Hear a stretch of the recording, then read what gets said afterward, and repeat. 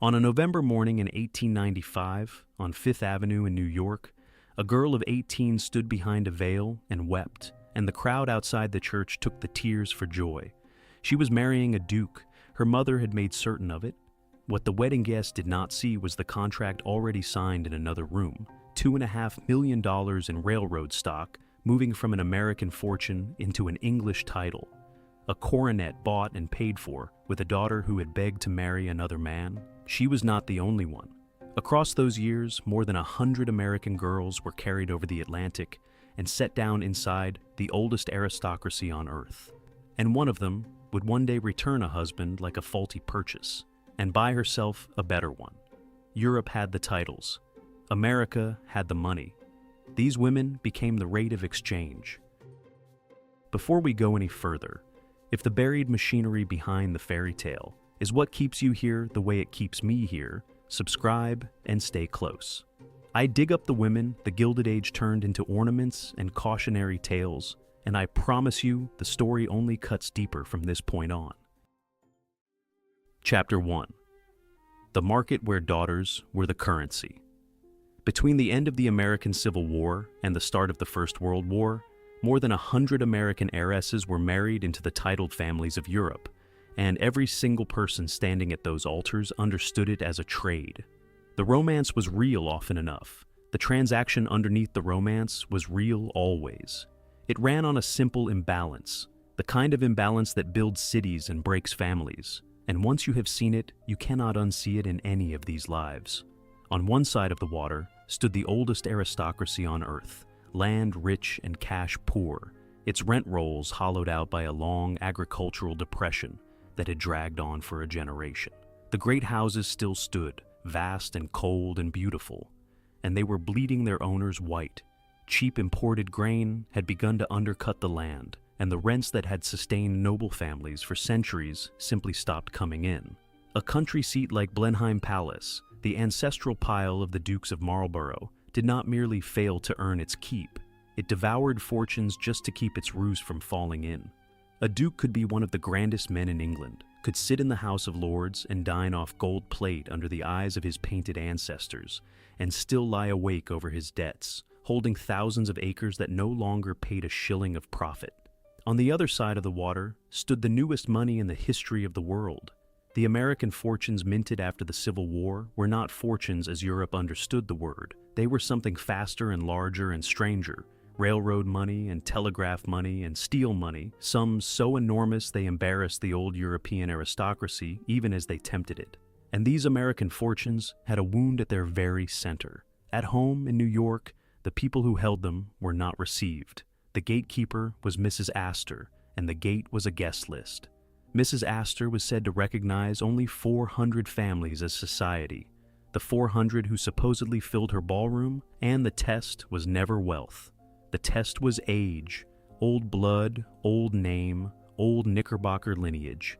The families who had been rich quietly for long enough that no one remembered the smell of the trade that made them. The one thing the new fortunes could not manufacture, no matter how many millions they printed, was time. So, the two hungers met. Europe had a thing that could not be bought at home, and America had the only thing Europe now lacked, and between them, they built a market. It had brokers, professional matchmakers who knew which dukes were mortgaged and which heiresses were coming of age. It had a price mechanism, published in the society columns as plainly as any figure on any exchange.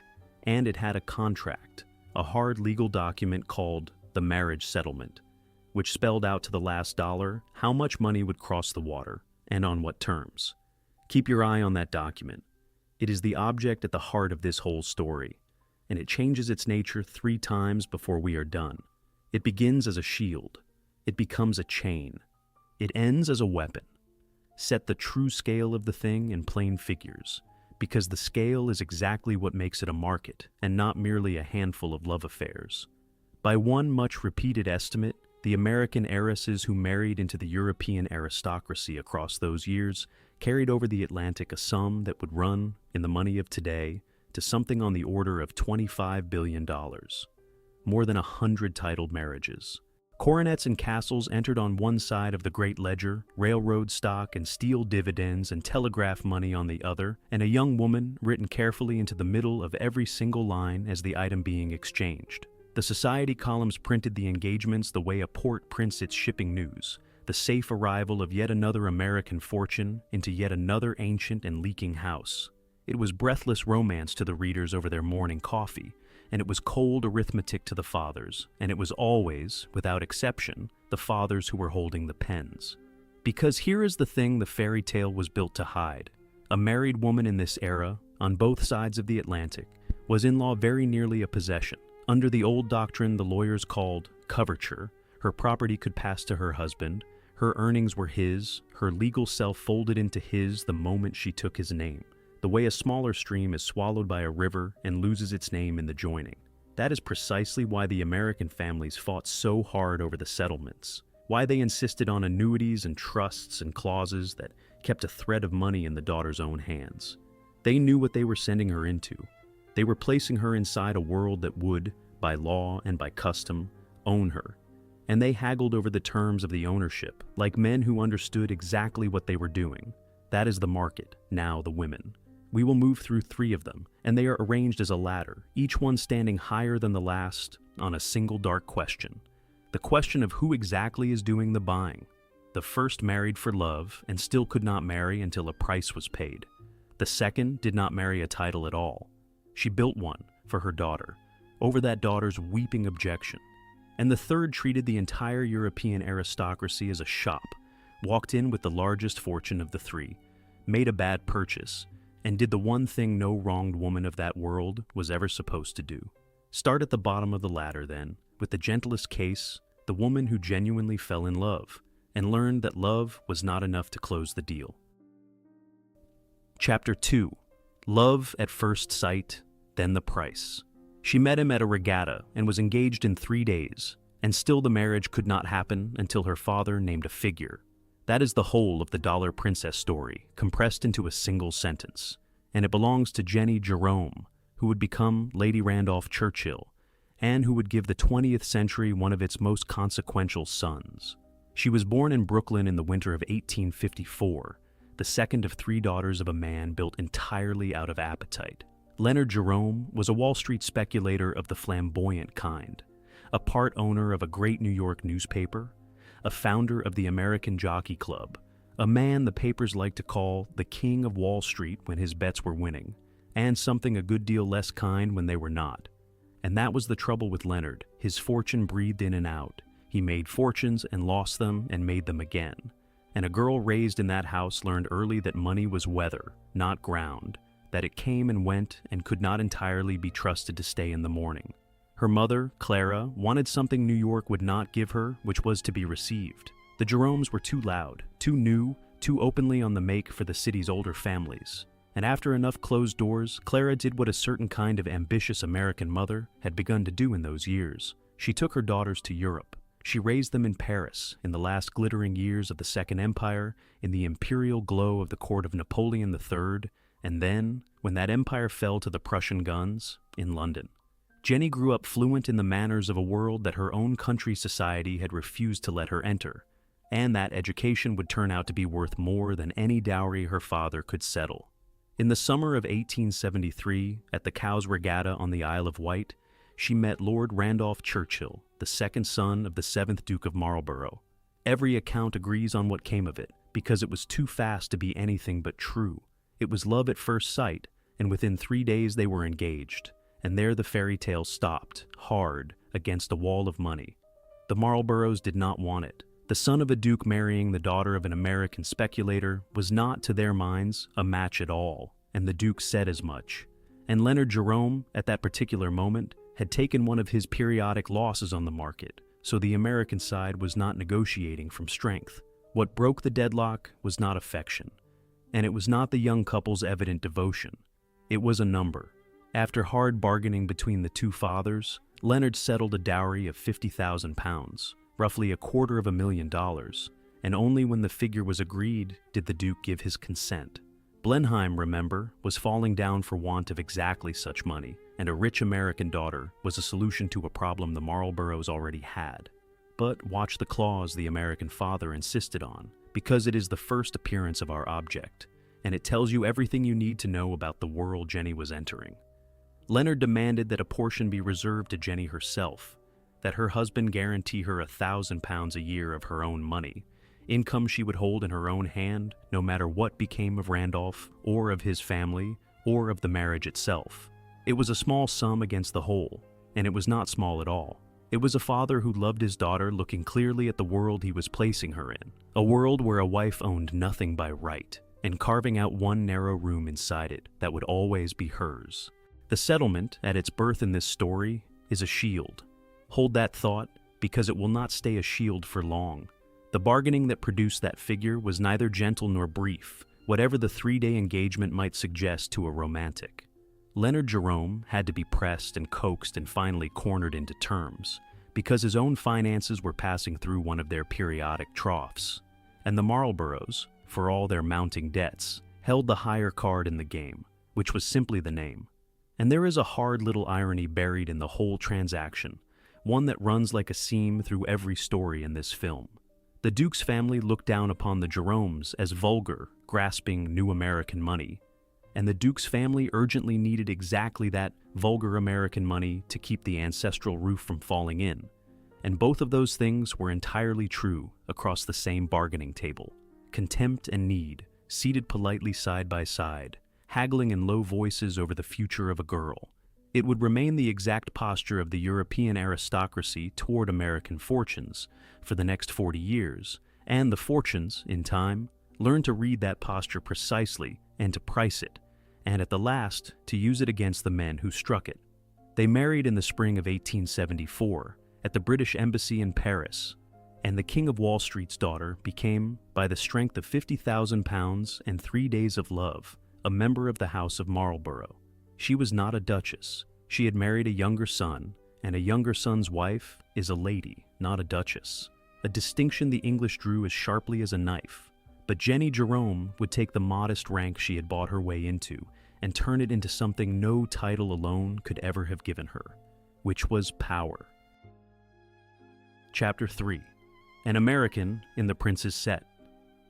Within a few years, the speculator's daughter was one of the most magnetic women in London, and a king-in-waiting was among her admirers. This is the part of Jennie's life that the price tag does not explain, the part where the purchase becomes something else entirely. She had bought a foothold. What she built upon it was hers, and no one had settled it on her but herself.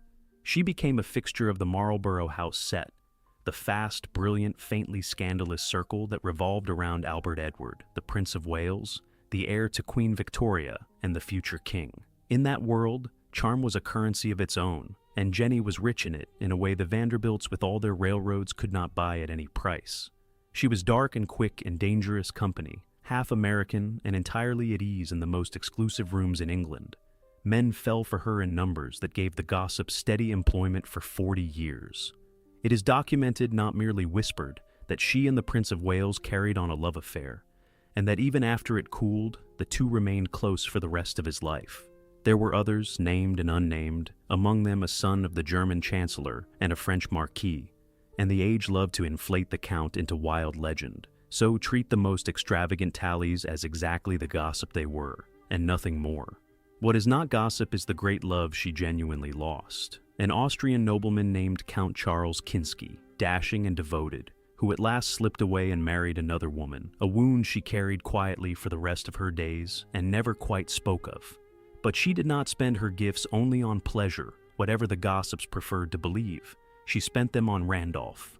Lord Randolph Churchill was a man of real political brilliance and real political recklessness, a Tory who could hold the House of Commons in the palm of his hand one season and throw away everything he had built the next, and for a handful of years he rose like a rocket, all the way to Chancellor of the Exchequer, one of the very highest offices in the British government. Jennie campaigned for him with an energy that startled the men around her. She worked the drawing rooms and the great country houses, turned her charm into introductions and her introductions into influence, and made herself into something Victorian. England was not at all sure it approved of. A woman who was visibly, effectively, unapologetically political, She founded and later edited a lavish literary review as well, a quarterly so expensively produced it could hardly turn a profit, because a mind like hers needed more room than a drawing room could give it. Here is the strange arithmetic of her life, the gap that makes her worth watching so closely. By the standards of the women still to come in this story, Jennie was not rich. $250,000 was a real dowry, but a modest one beside the millions that would soon be crossing the water. And she overspent even that her whole life long, forever a little in debt, forever living some distance beyond the 1,000 a year her father had walled off for her. And yet, she wielded more real power than women, worth 10 and 20 times as much. The Vanderbilt and Gould fortunes could buy marble and titles and the labor of thousands. They could not buy what Jennie had, which was the ear of a future king and a place at the very center of a great nation's politics. She had converted the smallest fortune in this film into the largest personal influence, and she had done it herself, with the one asset no settlement could itemize and no father could purchase. Picture the world she moved through at its height, because the glamour was not decoration. It was the arena in which her particular power was won. The Marlborough House set lived in a whirl of country house weekends and long dinners and card tables that ran into the small hours, a fast and glittering circle where reputations were made and unmade across a single season, and where the Prince of Wales set the tone and everyone else scrambled to match it. Into that circle, Jennie walked as an outsider twice over, an American and the daughter of a speculator. And she did not merely survive it, she commanded it. She learned every unwritten rule and then bent them, hosted the cleverest tables in London, and made her rooms a place where politicians and princes and artists all wanted to be seen. The English aristocracy, she had bought her way into prize blood above everything, and here was a woman with none of the right blood becoming, by sheer force of charm and intelligence, one of the people that blood most wanted to be near. And through all of it, she was raising a son. Her first child had been born in the late autumn of 1874, less than 8 months after the wedding, a fact that fed the gossips their favorite arithmetic, and that the family always answered firmly with the single word, premature. The boy was named Winston. She was a distant mother in the fashion of her class and her century, adored from across a nursery rather than up close, and Winston himself would put it with a soldier's plain honesty once he was grown. "She shone for me," he wrote, "like the evening star. I loved her dearly, but at a distance." She would spend the whole second half of her life turning that distant devotion into a machine for launching his career, pulling every string she had ever earned, calling in every favor from every powerful man who had ever admired her, opening doors for the boy that no one else could open. The purchase her father had made at Cowes was about to keep paying out for another 50 years, in a currency no one standing at that Paris wedding could possibly have named.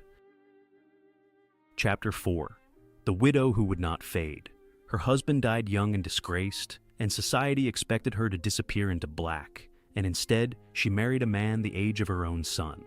If you want to understand why Jennie Jerome sits at the bottom of this ladder, and not the top, it is here, and how she took her freedom when at last it came. She did not seize it like a weapon, the way the last woman in this story would seize hers. She simply, flatly refused to be buried alongside the man she had married. Randolph's fall was as steep and as sudden as his rise had been. He resigned his great office in a fit of political miscalculation and never recovered his footing after it. Then his health began to go, consumed by a long and disfiguring illness that the age murmured behind its fans was syphilis. Though modern doctors have argued the case is far from settled, so we will leave the murmur where it belongs, unproven and unkind. He declined in public, painfully and visibly, until the man who had nearly led his party was a pitied wreck. He died in the first days of 1895, only 45 years old, and Jennie, at 41, was a widow with 2 sons and a mountain of debt and a life she was expected to fold up and put away. By the rules she had married into, that should have been the quiet beginning of the end. A widow of her age was expected to wear her black, manage her memories, receive her callers, and recede gracefully into the role of dowager. Jennie did the opposite of every part of it. In 1900, she married again, and her choice was a scandal in itself, a soldier named George Cornwallis West, who was almost exactly the same age as her son Winston. Society counted the years between the bride and the groom, more than 20 of them, Anne was appalled, and Jennie married him regardless. That marriage came apart in time, and they divorced, and she calmly took back the name Lady Randolph Churchill because it still opened every door in England, and she saw no reason to surrender so useful a thing. And then, well past 60, she married a third time, to a colonial civil servant named Montague Porch, who was younger even than Winston. 3 husbands across her life, and she outpaced the disapproval of every one of them without ever once appearing to hurry. She was not idle in those widowed years, not for a moment. She threw herself into causes and enterprises with the same energy she had once spent on Randolph's campaigns. When the Boer War broke out, she organized an American-funded hospital ship and saw it fitted out and sailed. She wrote her memoirs. She spent money she did not have with a flair that kept her forever one season ahead of her creditors, mortgaging her future income again and again to live the way she believed she was owed to live. And she remained, to the very end, one of the most talked about women in London, invited everywhere, watched everywhere, a legend who had outlived the scandal of her youth and hardened into something like an institution. The 1,000 a year her father had walled off at Cowes had long since been swallowed by a lifetime of magnificent overspending, but the independence it had once stood for never left her for a day. She had been bought into a world that owned its women, and she had spent 40 years politely, brilliantly, expensively refusing to be owned by it. And she did it all in the full glare of a society that watched her every move and disapproved of most of them. A widow of 41, who married a man of 25, was, to the London of her day, very nearly an outrage, a woman refusing to accept the role of dignified relic that her age and her losses had assigned her. That she then did it a second time, with a man younger still, moved her past outrage into the realm of the openly scandalous. But scandal had never once frightened Jennie Jerome, and this is the quality that sets her apart from so many women of her class and cage. She simply declined to be ashamed of wanting a full life. She wrote her memoirs and edited her expensive review and organized her hospital ship. And she loved whom she chose, and she spent what she did not have, and she treated the disapproval of respectable people as a weather she had long since learned to walk through without an umbrella. She had bought a foothold in a world built to contain her, and she had spent her whole life proving it could not. The end, when it came, had the cruelty of a detail no novelist would dare to invent. In the summer of 1921, wearing a pair of new shoes with high heels, she fell down a friend's staircase and broke her ankle. Gangrene set into the wound. The surgeons amputated her leg below the knee to save her life, and for a little while, it seemed they had, and then a blood vessel gave way, and she was gone at 67.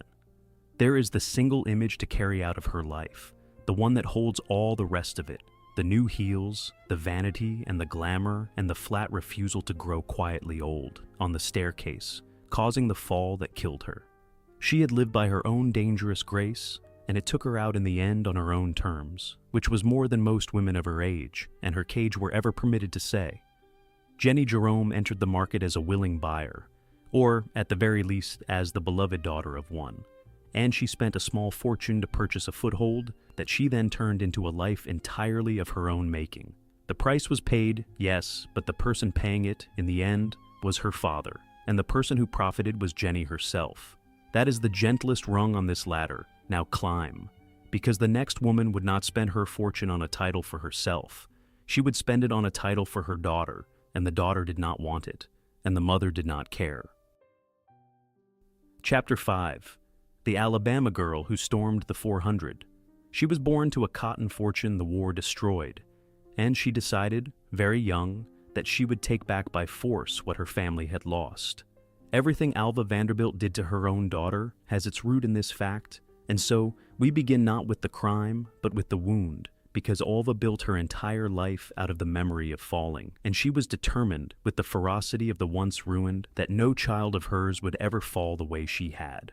Alva Erskine Smith was born in Mobile, Alabama, in the early 1850s, into a Southern merchant family grown comfortable on cotton. Then came the Civil War, and the war did to the Cotton South what it did to so many of its fortunes, which was to erase it. The Smiths came down in the world, hard and publicly, and Alva grew up watching a family that had once been somebody's scramble and shrink and worry aloud over money. She was sent to be educated in Paris, where she absorbed the manners and the architecture and the sheer scale of European grandeur. walked the halls of palaces built to overawe, and she came home with a hunger that would have frightened people if any of them had troubled to understand it. She was ferociously intelligent and entirely without illusions, and she had learned young the one lesson the ruined teach their children without ever meaning to. Never again. Whatever it takes, never again. In 1875, she married up, and she married for money, and she said as much herself in later years without a flicker of shame or apology.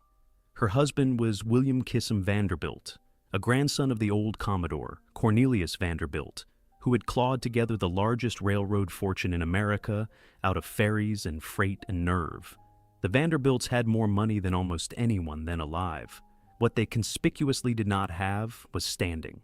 To Mrs. Astor and her 400, the Vanderbilts were exactly the kind of loud, grasping new railroad money that old New York existed to keep firmly on the wrong side of the door. Alva had married into a fortune the size of a small nation, and a social rank barely above a prosperous tradesman's, and she set about fixing the second problem with the first, the way a general fixes a broken line with artillery. Her weapon was spectacle, and she deployed it with a strategist's cold and patient precision. She commissioned the architect Richard Morris Hunt to raise her a French chateau on Fifth Avenue, a palace set down whole in the middle of New York, and then, in the spring of 1883, she threw a costume ball inside it that the papers valued at $250,000, well over $6 million in the money of today. It was not a party. It was a siege, planned to the last detail, and its single object was to force the hand of Mrs. Astor herself, the one woman whose recognition could open every closed door in New York at once. And it worked, exactly as Alva had designed it to. Mrs. Astor called upon her at last, made the formal social gesture the Vanderbilt millions had been denied for years, and with that one small act of surrender, the thing was done. The gate swung open, the 400 had a new member, and she had taken her place not by breeding or by patience, but by force and by strategy, exactly as she had drawn it up. Weigh for a moment what that single carriage ride actually meant, because it is easy to miss the size of the victory inside the small social gesture. Mrs. Astor was not merely a fashionable hostess. She was, by common consent, the arbiter of who existed and who did not. In the only society that New York recognized, the woman whose ballroom was said to hold precisely the number of people who truly mattered. For years, the Vanderbilts, with their railroads and their millions, had been held on the wrong side of her door, treated as money without breeding, wealth without worth. And Alva, a ruined girl from a defeated corner of the South, had forced that woman to come to her, to call upon her at last, to acknowledge the Vanderbilts as equals, and she had done it with nothing more than a single, perfectly aimed ball. The mightiest fortune in America had not been able to buy that door open. Alva had thought her way through it. It was the first great proof of the thing she believed to her marrow, that a clever woman with money and nerve could take by strategy whatever the world refused to hand her. She built in permanent stone as well. At Newport, the seaside resort of the very richest Americans, she had Hunt raise her marble house, a blazing white temple modeled on a royal pleasure palace at Versailles, at a reported cost of some $11 million, $7 million of that in the marble alone, and her husband presented it to her as a birthday gift. These were not homes in any ordinary human sense. They were engines of war against the social order, and Alva ran her long campaign from inside them, like a commander from a fortress. And a line has come down to us, long attributed to her, that fits the woman so exactly that it hardly matters whether she ever spoke it in quite those words. First marry for money, she's supposed to have advised, and then marry for love. She would live that maxim to the letter, in that precise order, before she was done. But first she was going to apply it, without mercy and without consultation, to her own 18-year-old child. Chapter 6. A daughter locked in her room. Consuelo Vanderbilt was in love with an American, and her mother had chosen a duke, and only one of them was going to win. This is the hard center of the whole story. The beat the fairy tale was carefully constructed to bury under white lace, and it deserves to be told plainly, and told from the side the fairy tale never takes, which is the mother's. Because Alva was not a bystander to what happened inside her own house. Alva was the architect of it, the general who drew the plan and gave the orders, and many years later she would say so herself, under oath, in a courtroom. The daughter had grown up as the single most eligible heiress in all of America, raised by her mother's exacting and relentless design to be a great lady and nothing less. She had been shaped by her mother's exacting design into the perfect instrument of a great ambition, and then she had done the one thing her mother had never scripted for her. She had fallen in love with a suitable, wealthy, entirely American young man named Winthrop Rutherford. She wanted to marry him. She fully expected to. And Alva had decided, with the finality of a woman who has already surveyed every option and closed every other door, that no daughter of hers would waste herself on a mere American when there was a genuine coronet to be had across the water. The coronet in question belonged to Charles Spencer Churchill, the 9th Duke of Marlborough, known to his intimates by the pet name Sonny. He was a cousin of the very same Marlborough Churchills that Jennie Jerome had married into a generation before, master of the vast and ruinous Blenheim Palace, heir to one of the grandest names in England, and he was, in the exact manner of his class in that hollowed-out agricultural decade, badly and urgently in need of money. The introduction was arranged through a professional in these delicate matters, an American-born woman living in London and known as Lady Paget, who understood the transatlantic marriage market as thoroughly as any broker understood his exchange. A duke who needed a fortune, an heiress whose mother wanted a duke. The match, on paper, all but wrote itself. There was only the small matter of the daughter, who did not want it to be dealt with, and the daughter had been prepared for this her whole life, though never once consulted about it. Alva had raised Consuelo the way a jeweler raises a stone toward its setting, with every advantage and every exacting expectation money could buy, all of it aimed at a single distant target, a great marriage to a great name.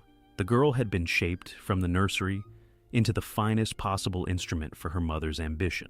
What Alva had not planned for, what no amount of drilling could have prevented, was that the instrument would develop a heart of its own and give it to Winthrop Rutherford. He was tall and rich and entirely eligible, an American of good family, exactly the sort of man a mother with smaller dreams would have blessed on the spot. But Alva did not have smaller dreams. She had spent 18 years and a great deal of money building a duchess, and she was not about to see all that careful work spent on a mere American gentleman when a genuine coronet was waiting just across the sea. The love was an obstacle. Alva had made a life out of removing obstacles. What followed, by Consuelo's own account, set down in writing long afterward, was a campaign of pressure that would be called by a much harder name today. She was watched. She was confined to her room. When she held out, insisting that she loved another man and meant to marry him, Alva escalated the pressure step by deliberate step. By the daughter's telling, her mother swore that she would sooner shoot Rutherford dead than allow the marriage, and when threats against the man failed to break the girl, Alva turned the weapon around and aimed it at herself. She took to her bed and let it be understood that Consuelo's defiance was quite literally killing her, that the strain of the girl's stubbornness would put her own mother in an early grave, and that the daughter would have that death on her conscience forever. It is difficult to imagine a pressure more precisely engineered to shatter a devoted 18-year-old who loved her mother and had been taught all her life to obey her.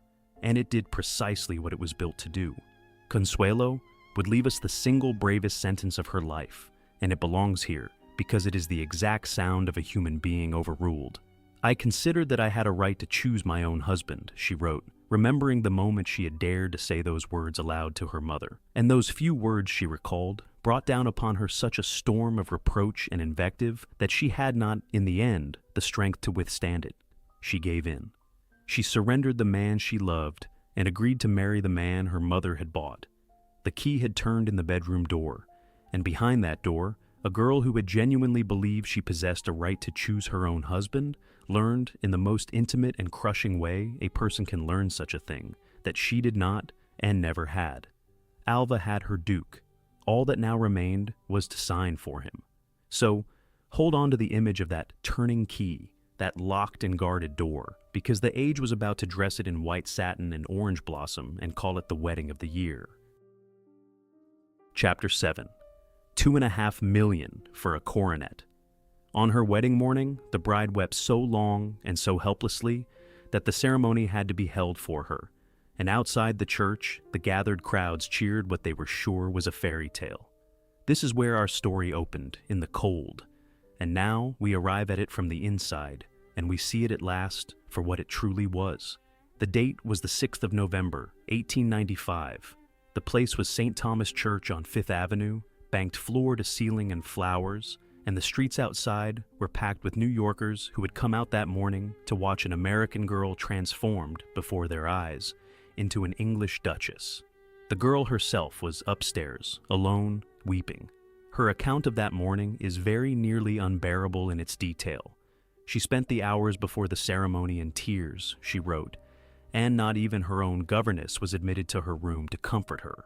When at last she was brought down to the waiting church, the ceremony was delayed while the bride struggled to compose herself enough to walk the length of the aisle.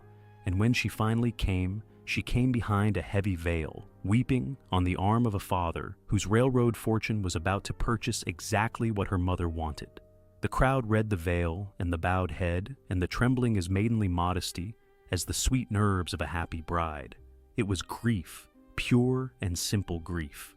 She was marrying a man she barely knew, to move to a cold country she did not wish to live in, to satisfy an ambition that had never once, at any point, consulted her heart. And in another room entirely, the real ceremony, the one that mattered to the people who had arranged all of this, had already been quietly performed, with pen and ink and paper.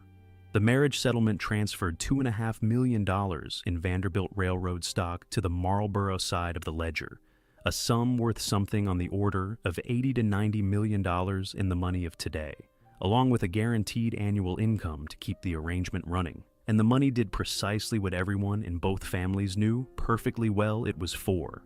It went across the ocean and into the very stones of Blenheim Palace, into new roofs and restored staterooms, and the long-deferred repairs of a house that had spent decades slowly devouring the family that owned it.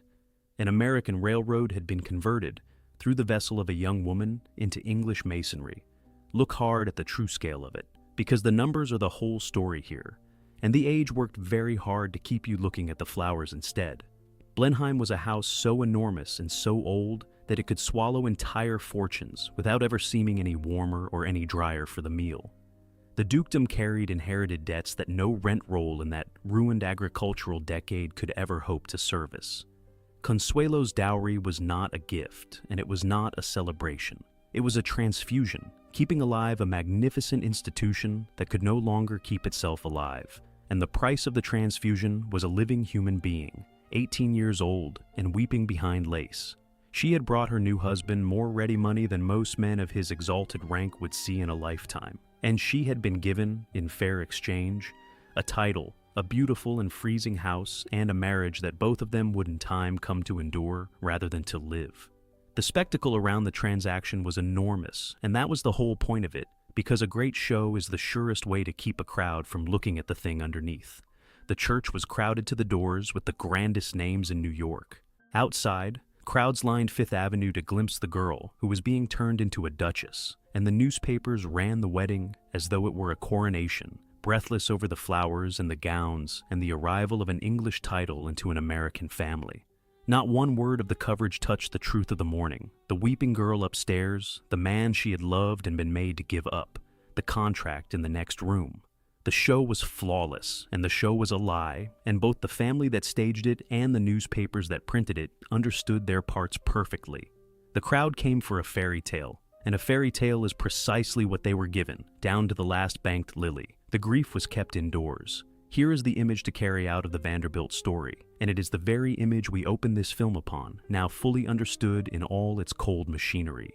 A veil, and behind the veil, a weeping girl who had dared to say she had a right to choose. And in the next room, a signed contract, and $2.5 million in stock changing hands between two fathers. That is the purchase, made visible. The wedding was the beautiful public ceremony the crowd was permitted to see and cheer. The settlement in the next room was the ceremony that actually meant something, and the bride was not so much a party to it as she was the thing being conveyed across it, from one family's ledger to another's.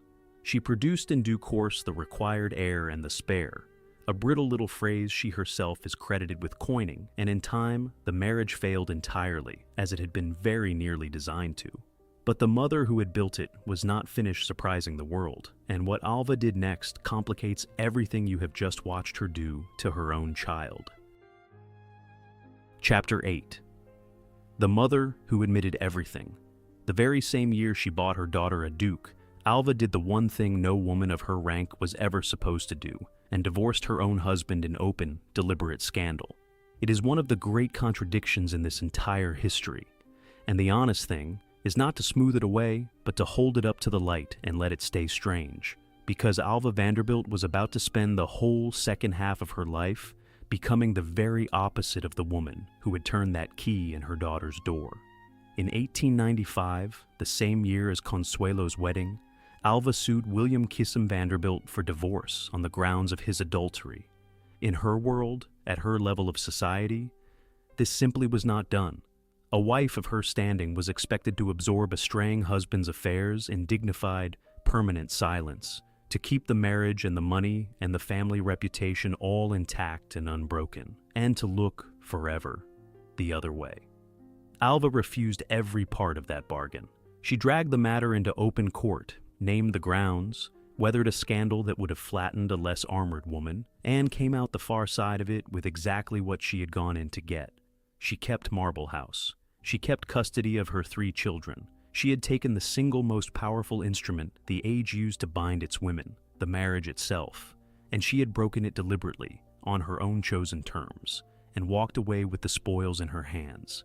And within a year, she married again, for love this time, exactly as the maxim attributed to her had always prescribed.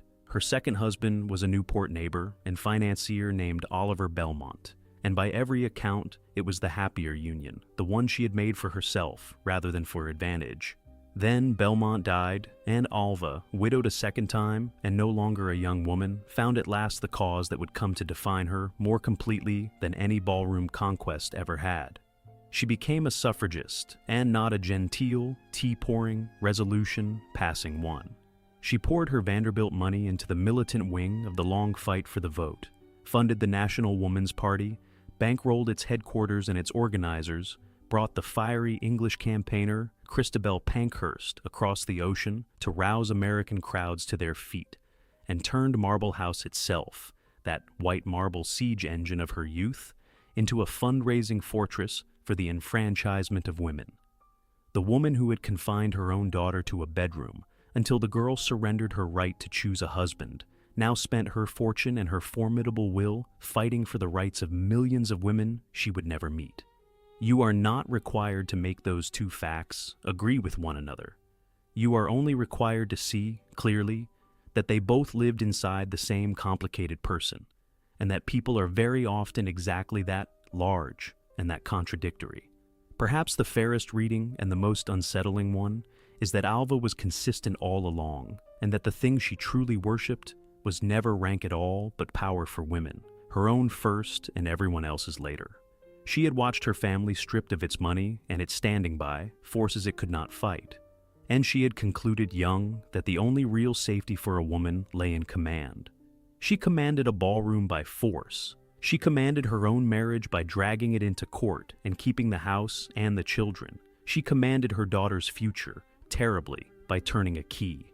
And when her husbands were gone and her daughter married, she turned that same unbending will upon the largest cause she could find and commanded a movement. When she died in Paris, she was carried to her grave by an honor guard of women, exactly as she had arranged, a suffragist funeral for the woman who had stormed the 400. The girl who had been ruined by a world that owned its women had spent her whole life refusing to be owned, and had made one grievous exception, and that exception was her own child. And then, near the end of the whole long story, came the confession, and it is the true reason Alva stands so high on this ladder of agency. In 1926, the long-dead marriage she had built with such force was formally annulled, and in the course of those proceedings, Alva testified, on the record, plainly and without evasion, that she herself had forced her daughter into it. She did not soften it. She did not hide behind the customs of her class or claim she had only ever acted for the girl's own good. She stated the bare fact of what she had done. She had forced Consuelo to marry the Duke. It is one of the rarest sounds in all of this history, a mother and an architect naming her own agency out loud, in public, taking full authorship of the deed and its cost. Jennie Jerome had been brought gently into her world by a loving father and had made a rich life of it.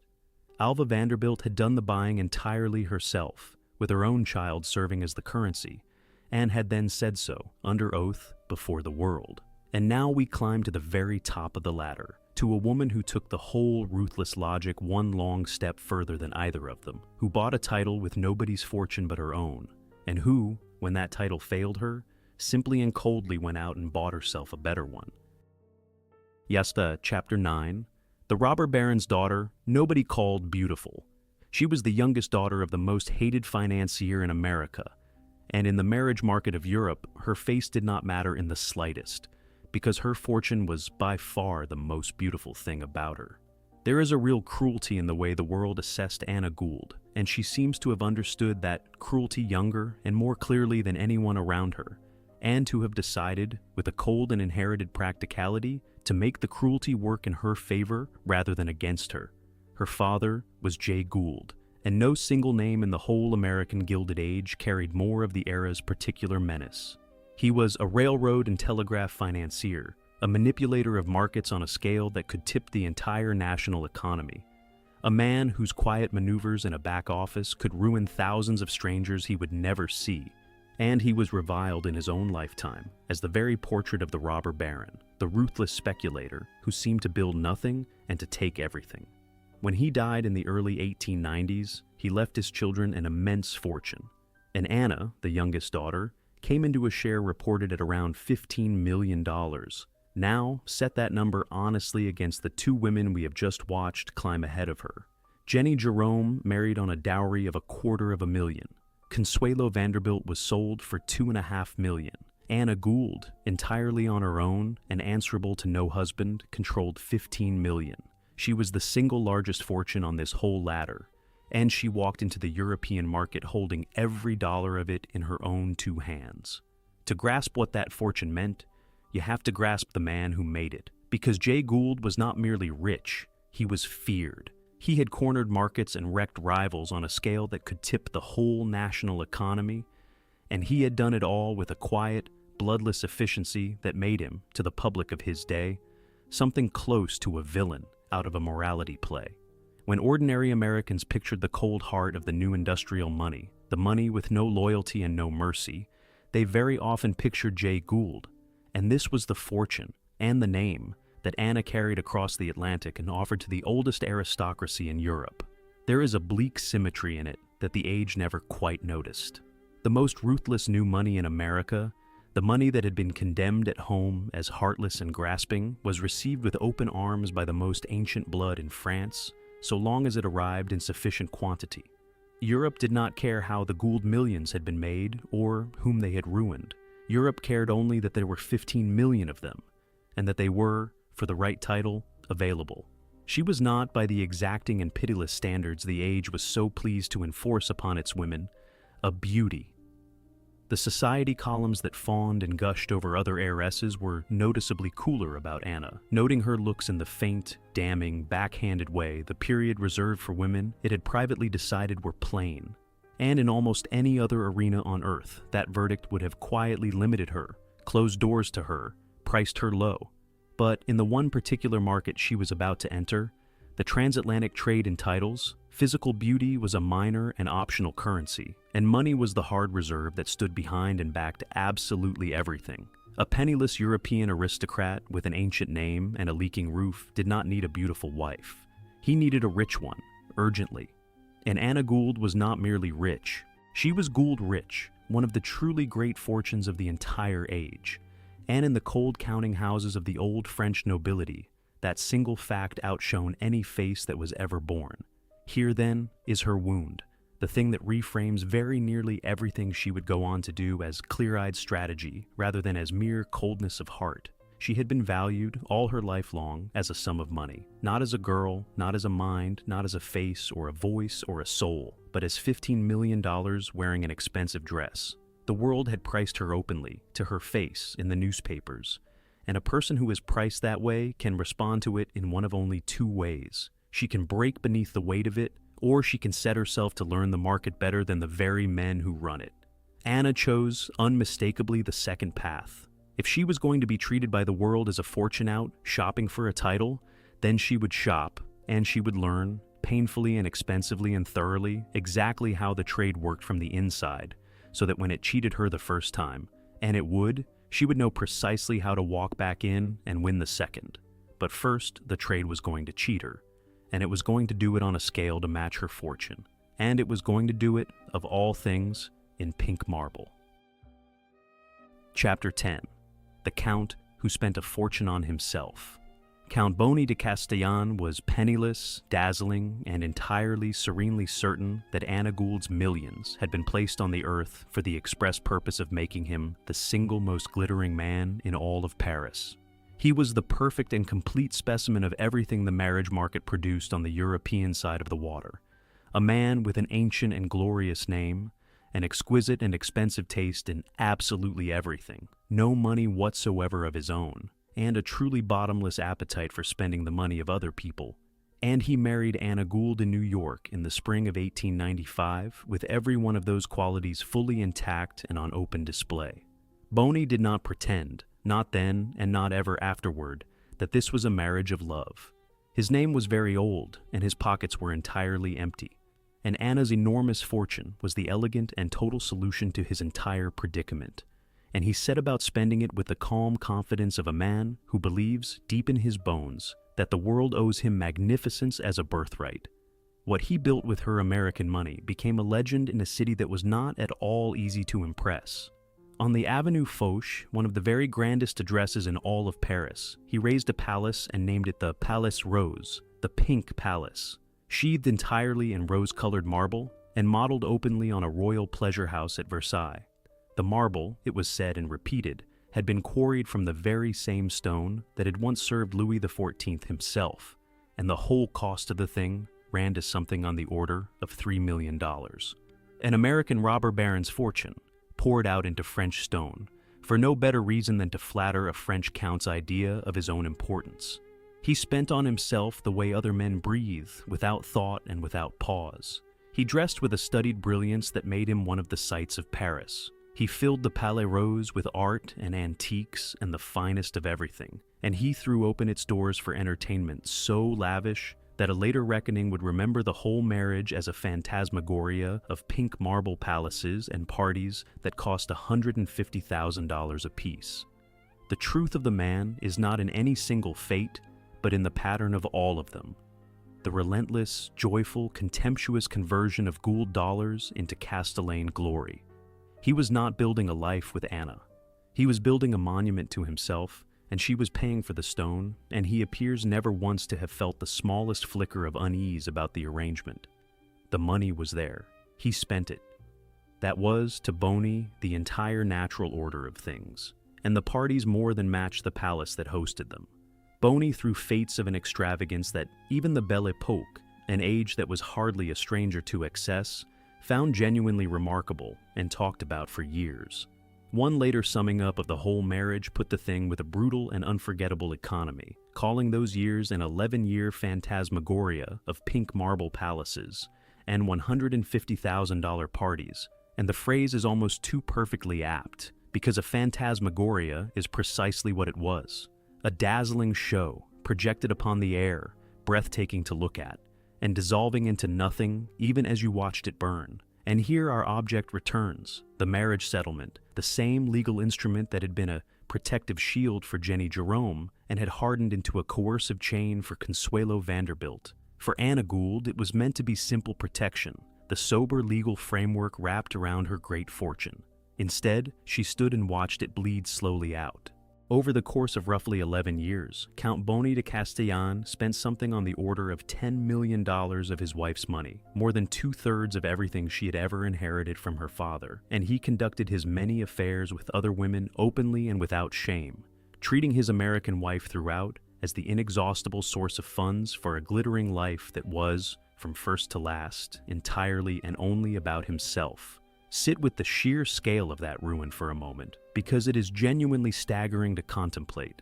$15 million, one of the great inherited fortunes of the entire Gilded Age, and in a little over a single decade, one charming, cultured, contemptuous man had run clean through 10 million of it, on marble and on parties and on mistresses and on the endless, ravenous maintenance of his own carefully constructed myth. Any of the other women we have met in this story, in almost any other age, might have been quietly expected to absorb such a thing, to keep up appearances at all costs, to preserve the marriage and the name and the family peace, and to manage the wreckage in silence, the way wronged wives of great houses had always been sternly instructed to do. Boni himself certainly expected exactly that of her.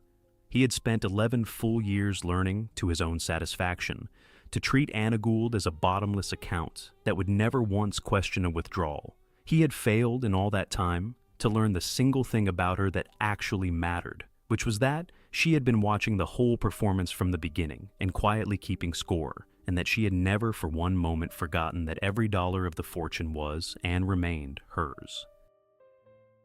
Chapter 11. She returned him and bought a duke. In 1906, Anna Gould did the one thing no wronged wife of her world was ever expected to do, and rather than endure her humiliation in silence, she divorced. That single act, on its own, would have been more than enough to set her apart from every other woman we have met in this film. But it is what she did immediately after it that lifts her to the very top of this ladder and leaves her standing there alone, because Anna Gould did not merely escape a ruinous marriage and retire quietly to lick her wounds. She walked straight back into the very market that had just cheated her, and she traded up. The divorce itself was at once a scandal and a liberation. She cut Boni de Castellane loose from her fortune, ending the 11-year phantasmagoria in a stroke, slamming shut the bottomless account he had treated as his own for so long. And a wronged woman of that era, having done so much and dared so much already, was expected at that point to retire from the field, to live quietly and gratefully on whatever remained of her money, to count her narrow escape as blessing enough, and to trouble the watching world no further. Anna Gould had entirely other plans. In 1908, just 2 years after shedding the Count, she married again. And the identity of that second husband is the single sharpest and most telling detail in this whole long story. She married Heiresses de Talleyrand Périgord. He was Count Boni de Castellane's own cousin of the same ancient family. And where Boni was merely a count, this man was a duke. Understand precisely what that means, because it is the entire thesis of this film compressed down into one cold and deliberate decision. Anna Gould had bought herself a count. She had found the count defective. She had endured him spending better than 2/3 of her fortune on his own vanity. And then she had divorced him, walked back into the same narrow, ancient European aristocracy that had sold him to her, and purchased, from within the very same bloodline, a strictly and unarguably higher rank. She had traded a count for a duke. She had returned a faulty product to the shop and used what remained of her fortune to walk out with the superior model on her arm. In the marriage market that had spent her entire life pricing her as nothing more than a convenient sum of money, Anna Gould had stopped being the currency that changed hands and had stepped deliberately behind the counter. She was no longer the thing being bought and sold across the table. She was the buyer now, and she had just made the shrewdest and most satisfying purchase of her long career. And the distinction she had bought was not a small one, not in the exacting world she had chosen to master. A count and a duke are not simply two flavors of the same thing. In the old hierarchy of the European nobility, a duke stands well above a count, nearer the throne, grander in precedence, higher at every table and in every procession. Anna had entered that hierarchy at one rung, and, after being robbed, had climbed deliberately to a higher one. And she had climbed it inside the very same family, so that no one could pretend the second marriage was a retreat or a consolation. It was an upgrade, plain and legible to every person in Paris who understood rank, which was every person in Paris who mattered. The woman the society columns had once dismissed as plain, the fortune that had been spent down by 2/3, had answered both insults at a stroke. She was now a duchess, and she had become one on purpose, and she had used the wreckage of her first marriage as the raw material of her second. The market had taught her its rules the hard and expensive way. She had simply learned them better than the men who had written them. Boni did not take any of it gracefully, and his later maneuvers only served to underline how thoroughly and completely she had beaten him. Years afterward, he went to the Vatican itself, seeking a church annulment of their marriage, and after a long process of appeals, the validity of the union was upheld against him, the church declining to grant him even that small final victory. He also, in time, sat down and wrote a memoir of his glittering life, and its title tells you everything there is to know about the man and nothing that he intended it to tell. He called the book How I Discovered America, as though Anna Gould and her father's fortune had been a vast empty continent set down upon the earth for the sole purpose of his finding it and planting his flag in it and claiming it for his own. He never did understand to the end of his days that the continent had a mind of its own and had been quietly, patiently mapping him the entire time he imagined himself its discoverer. And here is the image to carry out of Anna Gould's story, the one that holds it all. The Palais Rose, that pink marble palace raised with a robber baron's fortune to crown a count's vanity, stood on the Avenue Foch for decades as a monument to the marriage that had built it. In time, it was stripped and emptied of its glory, and at the last, it was torn down entirely, demolished, its rose-colored stone carted away, until nothing whatsoever of the pink marble remained on the ground. Opulence built, at ruinous cost, only to be destroyed. The single most expensive stage set of the entire Belle Époque, reduced in the end to rubble and to memory, while the woman whose money had raised every inch of it went on living, and living well, a duchess now, holding the higher title she had bought for herself on the second and wiser attempt. Chapter 12. The Duchess Who Outlived Them All. She had been sold all her life, the tidy idea that a wronged woman simply endures, and she had looked at that idea and refused it outright. And then she lived nearly 40 more years to prove herself entirely right. There is a quiet and devastating vindication in the sheer length of Anna Gould's afterlife, in how thoroughly and how patiently the passage of the years settled the whole account in her favor and against the men who had misjudged her. She lived on, healthy and secure, deep into the early 1960s, dying at last in Paris, the very city where a penniless count had once spent her fortune to make himself its brightest and most talked about ornament. She died a duchess, holding to the end the higher rank she had purchased on the second attempt, the grander title that had entirely eluded her in that first bad and expensive bargain. Boni de Castellane, the man who had run through $10 million of her money and then called the running of it his discovery of a whole continent, had been dead and gone for decades by the time she followed him. Gone in the early 1930s, his beloved pink palace destined in time for the wrecking cruise. He had spent her fortune down to the walls. She had, in the only currency that finally and truly counts, outspent him without effort, which is the currency of time. She was granted nearly 30 more years than he was to be alive and to be right about how the story should always have gone. Those decades were not loud ones, and that quiet is its own kind of answer. The second marriage to the Duke gave her the stable and settled life the first had so spectacularly denied her, and she lived it far from the glare that had lit up her years with Boni. There were no more phantasmagorias, no more palaces raised to be photographed and demolished, no more fortunes poured out to make a husband the brightest ornament in Paris. There was, instead, a woman who had walked into the hardest market in the world, been cheated on a colossal scale, and quietly rebuilt her life on her own terms, holding the rank she had chosen and the fortune she had defended. The girl who had been valued all her life as nothing more than a sum had turned out to be the shrewdest investor of the lot. She had made one bad purchase and one very good one, and she had lived long enough to enjoy the good one in peace, which is more than the market ever intended for the women it priced.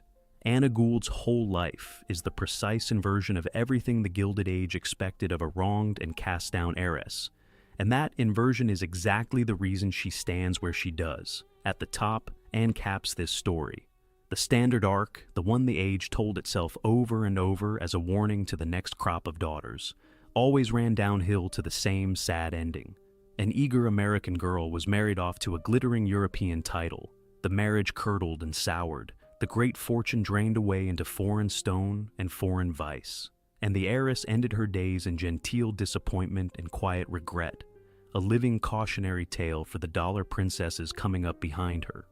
Consuelo Vanderbilt's marriage, you will remember, ran very nearly that exact mournful course before it was at last mercifully annulled.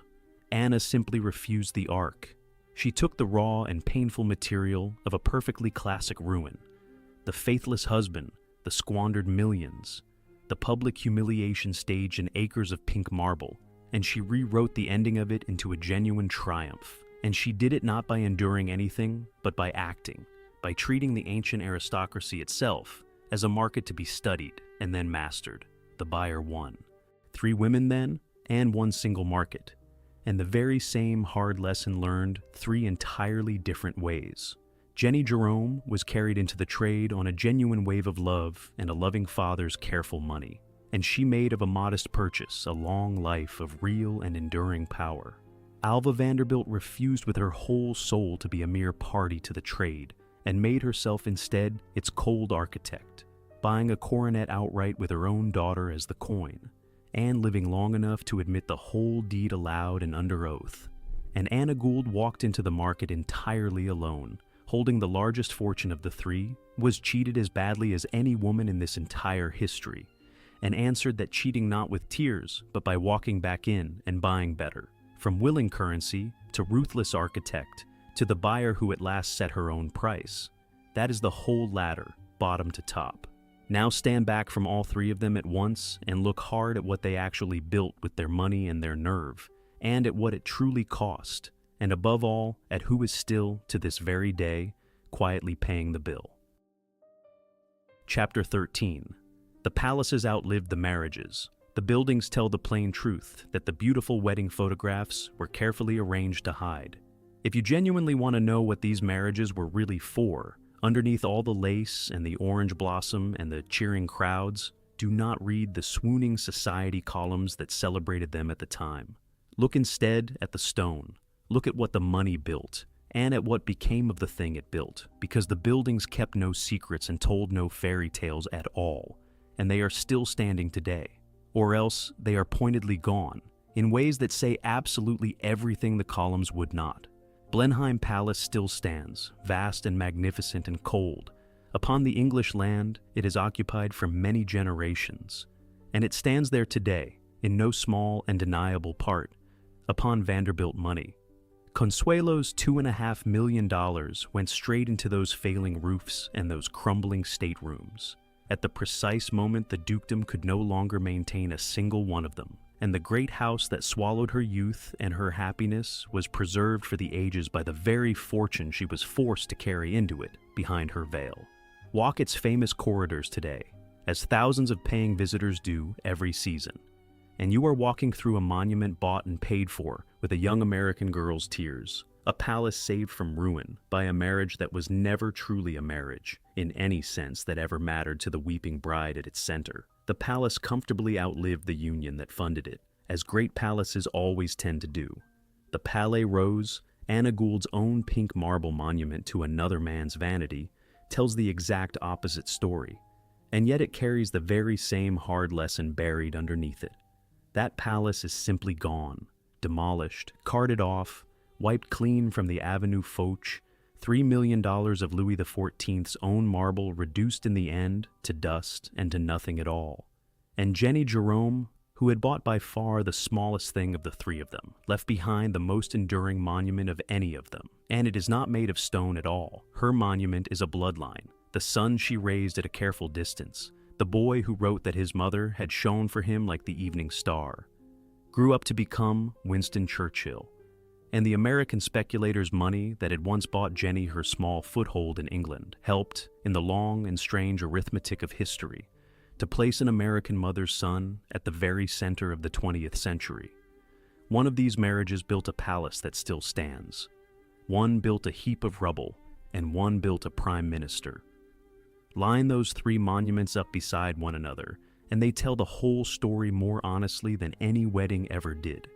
The palace that still stands was bought with a weeping girl and saved a duke from his debts, and it endures today as a place strangers pay to admire, most of them never once wondering whose tears paid for the roof over their heads.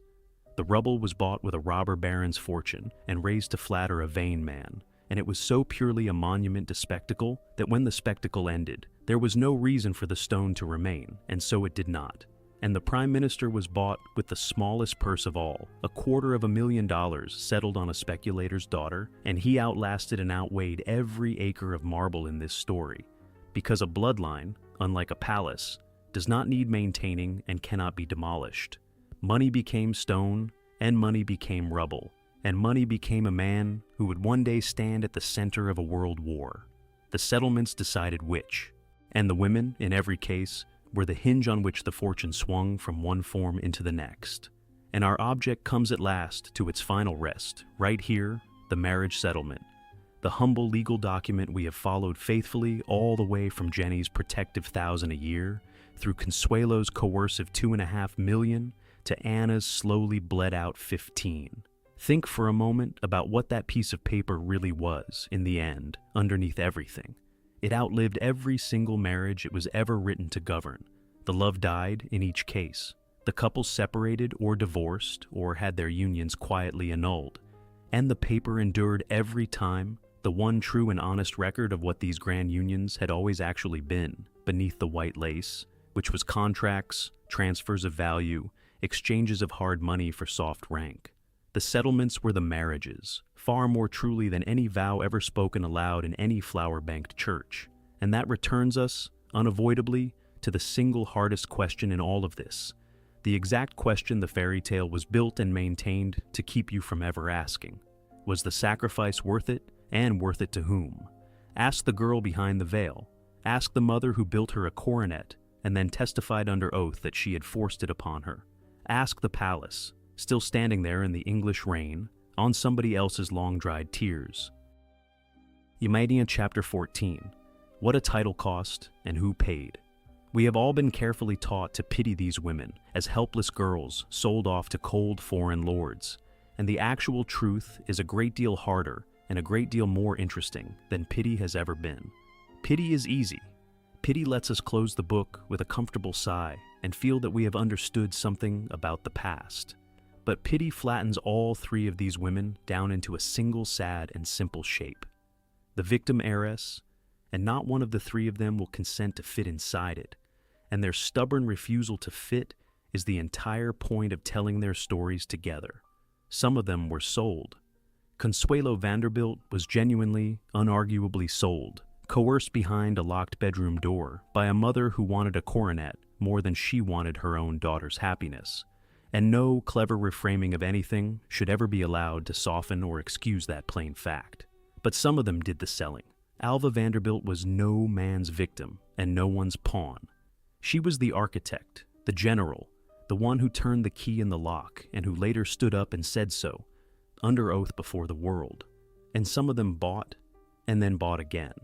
Anna Gould walked into the oldest aristocracy on earth with her hated father's millions gripped in her own hand, was robbed blind by the first title she purchased, and then went straight back and bought herself a far better one, and outlived every last person who had ever presumed to price her, sold and selling and buying.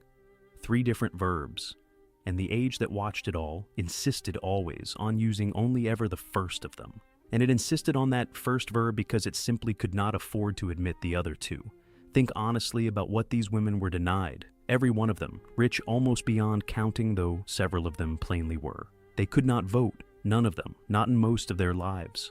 They could not, under the law that governed most of their years, hold their own property secure against a husband's reaching claim, which is the entire reason the settlements bristle so with protective clauses and reserved annuities. They could not sit in the paneled boardrooms where their fathers and their husbands moved the great sums of money that carried their own family names.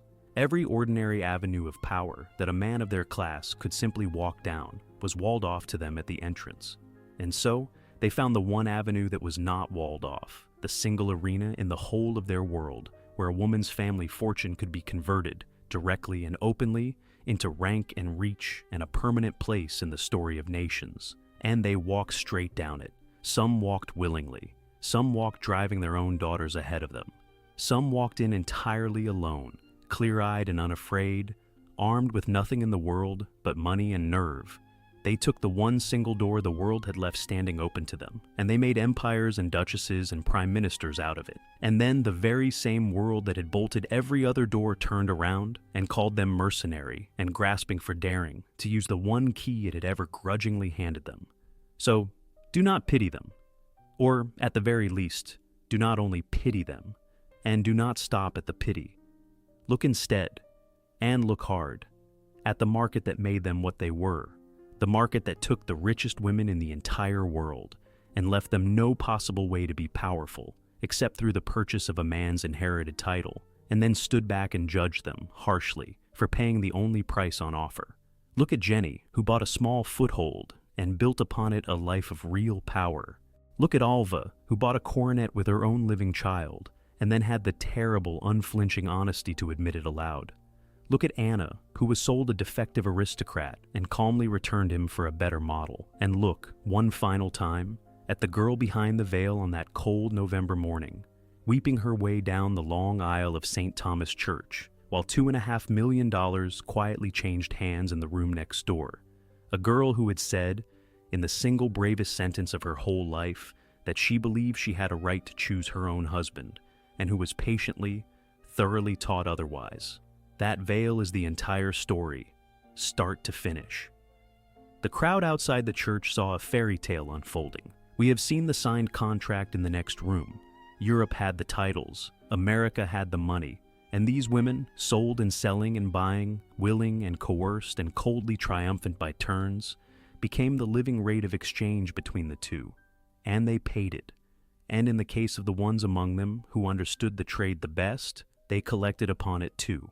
Alva Vanderbilt, at the very end of her long and contradictory life, was asked under oath what exactly she had done to her own daughter, and she did not flinch from it, and she did not lie. She had forced her daughter to marry the Duke. It is the single truest thing that anyone in this whole story ever said out loud. And it is precisely the sound that the fairy tale was built, stone by stone and vow by vow, to drown out forever. If you sat with all three of these women all the way to the end, then subscribe, because this, right here, is the whole reason this channel exists, to give these buried, complicated, ferociously alive women back their full and true stories instead of the flat little myths we inherited. And tell me down in the comments, where in the world are you watching from? And which of these three you truly believe won in the end? The one who married for love, the one who forced the match, or the one who returned a husband and bought herself a duke? I read them, and I answer,